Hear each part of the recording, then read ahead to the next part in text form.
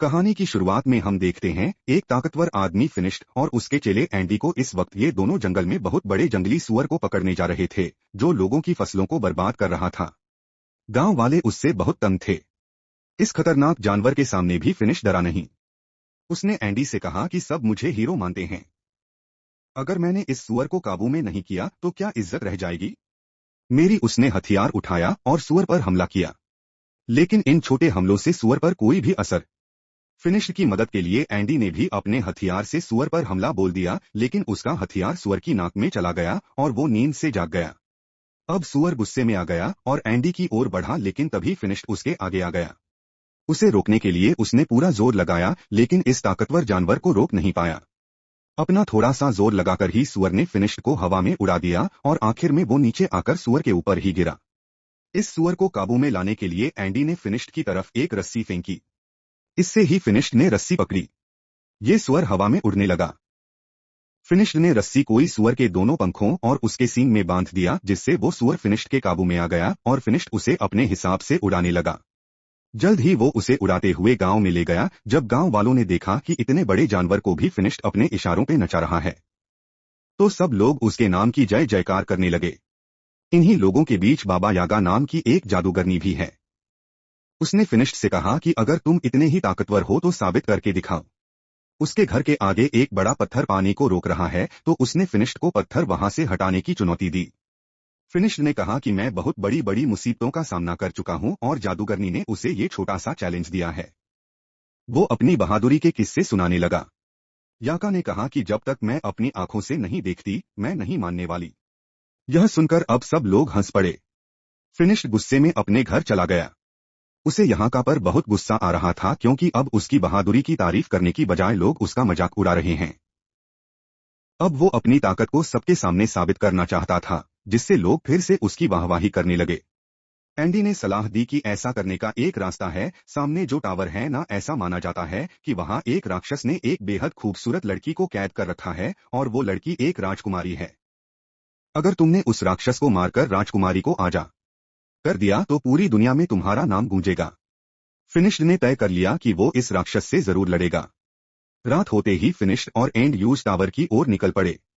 वहां पहुंचकर उसने देखा कि यहाँ पहले से ही कुछ योद्धा इस राक्षस को हराने आए थे, लेकिन वो लोग मशहूर होने यहाँ नहीं आए। वो तो राजकुमारी को बचाकर उससे शादी करना चाहते हैं।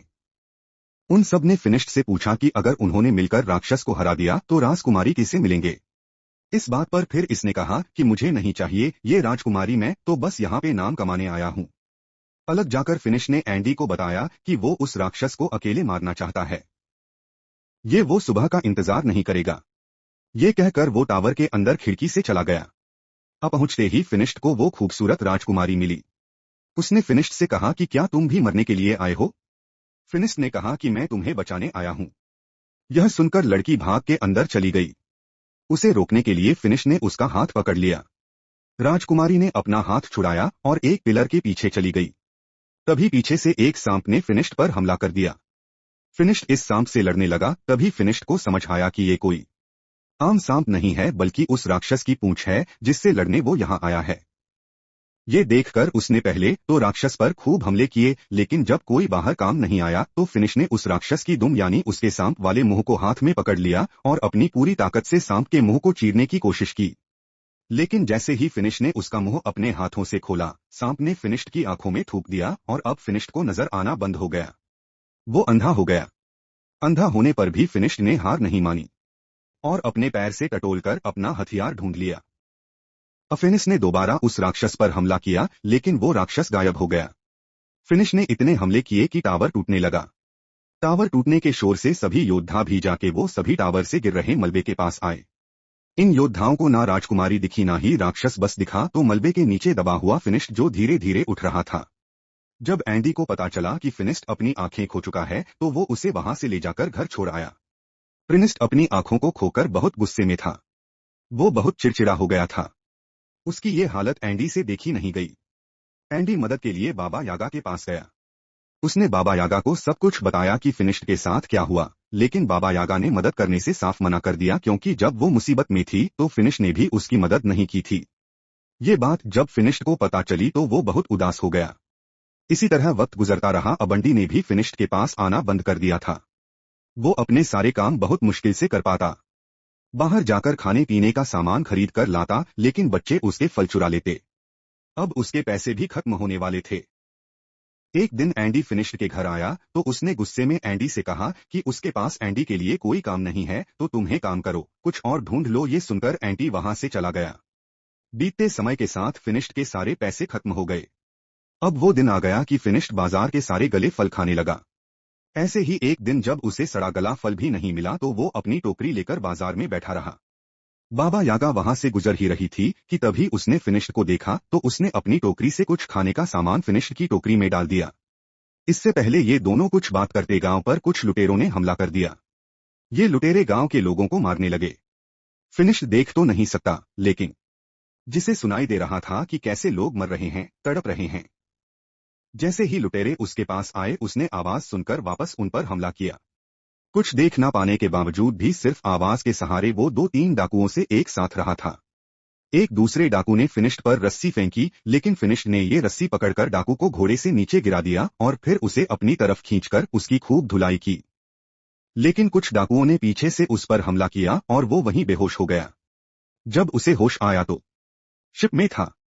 उसकी गर्दन और हाथों को एक लकड़ी में बांधा गया था। इस जहाज में बाबा यागा और गांव के काफी सारे लोग भी थे। फिर हमने देखा कि एंडी भी यहाँ है। वो जहाज में आजाद घूम रहा था। बाबा यागा ने पूछा कि तुम आजाद कैसे घूम रहे हो, तो उसने कहा कि मैंने इन डाकुओं को यकीन दिला दिया है कि मैं इनकी तरफ ही हूँ, मैं इनकी मदद करूंगा। साथ ही वो गांव वालों के ऊपर डाकुओं के लिए नजर भी रखेगा। एंडी के पास इस वक्त एक सोने का चिराग है जो उसने डाकुओं से चुराया था। उसने कहा कि वो इस चिराग को बेचकर खूब इसे कमाएगा। जैसे ही एंडी ने इस चिराग को रगड़कर साफ किया तो उसमें से एक जिन बाहर निकला। उसे देखकर सब घबरा गए। यहाँ तक कि एंडी भी नीचे का शोर सुनकर एक डाकू वहां आ गया, लेकिन जिन ने इस डाकू को मारकर ऊपर फेंक दिया। जब जिन एंडी के पास गया उसकी ख्वाहिश पूछने तो एंडी ने कहा कि वापस चिराग में चले जाओ, और वो जिन दोबारा से चिराग में चला गया। ऊपर से एक डाकू आया और एंडी के गले पर तलवार तान कर अपना चिराग उससे वापस ले लिया। और कुछ ही देर में ये जहाज अरेबिया पहुंचा। गांव से लाए हुए सभी लोगों को गुलाम के तौर पर बेचने के लिए खड़ा कर दिया गया। वहां एक नकाबपोश आदमी आया और उसने फिनिश्ड बाबा यागा और एंडी को खरीद लिया। वो उन्हें अपनी महल में ले गया। वहां पहुंचते ही सभी लोग इतना बड़ा महल देखकर हैरान रह गए। इस महल में रोबोट काम कर रहे थे। हालांकि ये बहुत ही पुराना जमाना है। अभी उस आदमी ने अपने चेहरे से नकाब हटाया। उसने कहा कि हैरान मत हो, मैं एक साइंटिस्ट हूं और ये सभी रोबोट उसी ने बनाए थे। इस आदमी ने बताया कि उसने और भी बहुत सी मशीनें बनाई हैं जिससे इंसानों का काम आसान हो सके। फिनिश ने इस आदमी को अपनी कहानी बताई कि कैसे वो पहले एक बहुत ताकतवर योद्धा था और अंधा होने के बाद उसकी जिंदगी नरक हो गई। साइंटिस्ट ने कहा कि मैंने तुम्हारे और बाबा यागा के बारे में सुना है।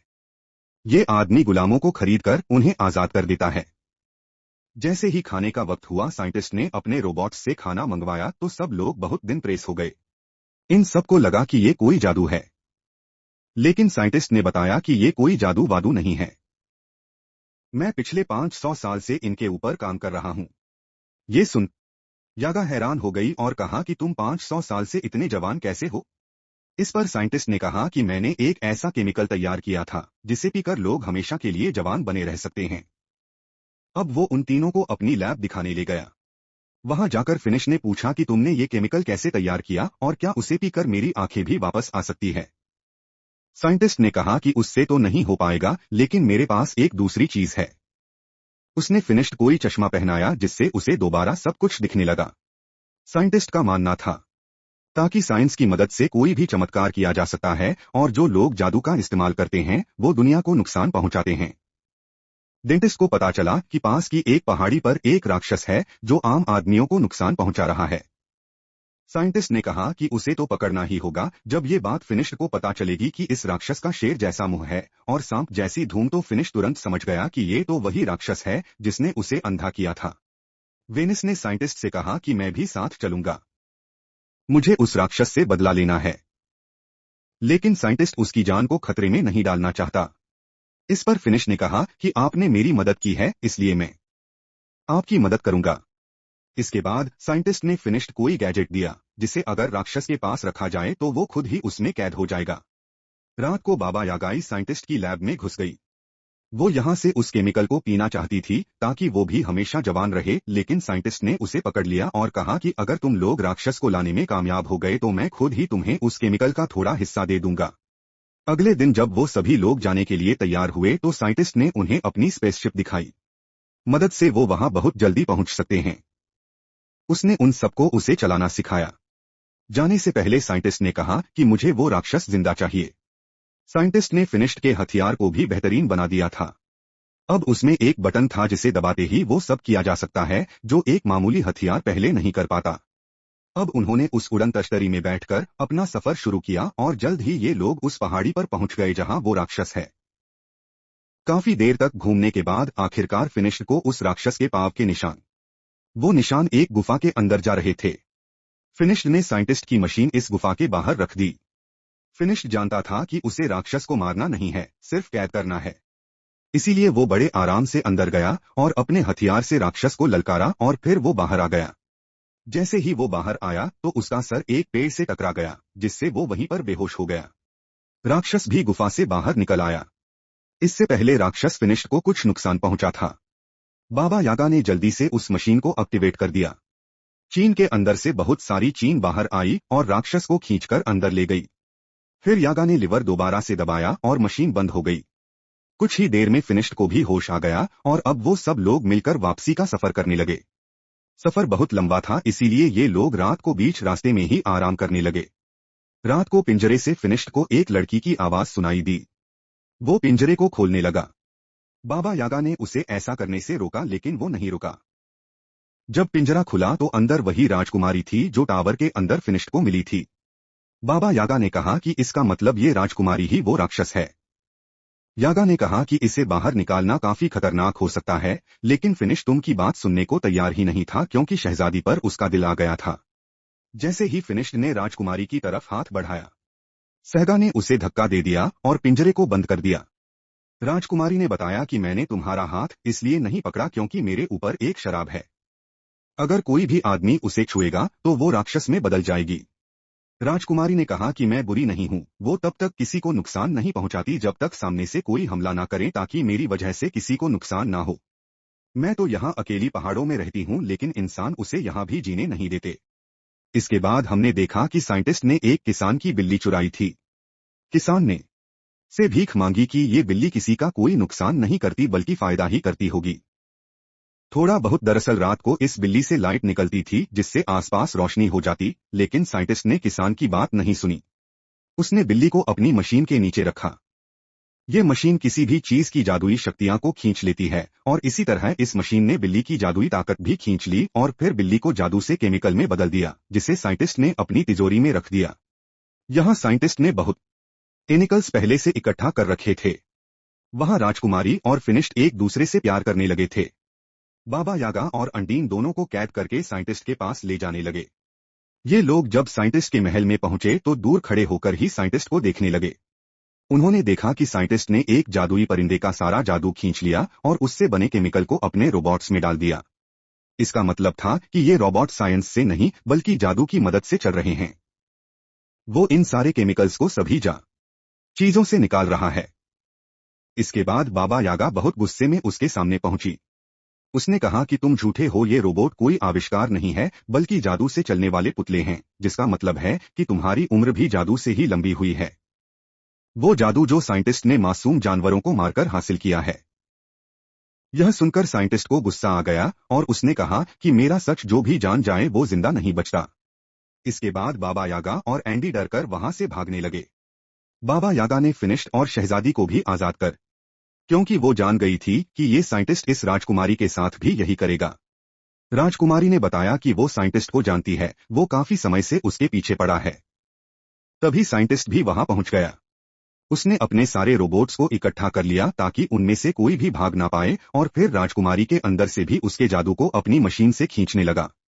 से बचाने की कोशिश की, लेकिन वो बंधा हुआ था। वो उसे बचा तो नहीं सकता था, लेकिन उसने राजकुमारी का हाथ पकड़ लिया ताकि वो राक्षस में बदल जाए। राक्षस बनते ही राजकुमारी ने अपनी जंजीरें तोड़ दी और वहां से भाग गई। मौका पाकर बाबा यागा और फिनिश्ड भी वहां से बच निकले, लेकिन साइंटिस्ट के आदमी उनके पीछे लग गए। बाबा यागा ने उनसे बचने के लिए अपनी जादू का इस्तेमाल किया। उसने तरबूज के बीज उन पर फेंके जो अचानक तरबूजों में बदल गए। साइंटिस्ट ने भी अपना बड़ा रोबोट निकाला। वो किसी भी हाल में फिनिश्ड और बाबा यागा को नहीं छोड़ सकता क्योंकि वो उसकी सच्चाई जानते हैं। एंडी ने साइंटिस्ट को समझाया कि हमारे पास जितना जादुई केमिकल है बहुत है, लेकिन साइंटिस्ट नहीं हुआ ना वो बड़ा टटर रोबोट जब बाहर निकला तो पूरा महल टूट गया। साइंटिस्ट अब इस रोबोट के अंदर बैठकर आंटी के साथ फिनिश्ड और यागा का पीछा कर रहा था। अब वो इन दोनों पर तोप के गोले बरसाने लगा।